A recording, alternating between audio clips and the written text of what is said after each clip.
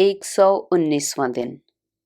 पाक कलाम में से पढ़ेंगे ज़बूर 53, उसकी पहली आयत से लेकर 6ठी आयत तक। अहमक ने अपने दिल में कहा है कि कोई खुदा नहीं। वो बिगड़ गए, उन्होंने नफरत अंगेज बदी की है, कोई नेकोकार नहीं।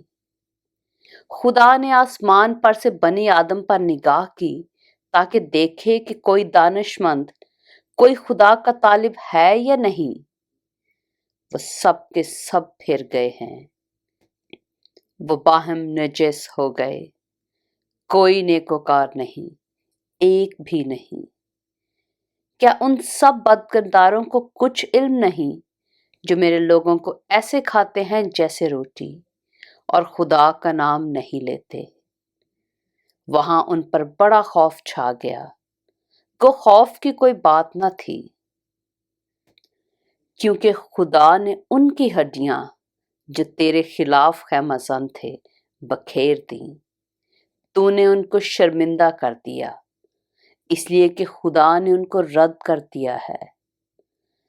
काश के इसराइल के निजात सयून में से होती। जब खुदा अपने लोगों को असीरी से लौटा लाएगा तो याकूब खुश और इसराइल शादमान होगा। पाक कलाम के पढ़े और सुने जाने पर खुदावंद की बरकत हो।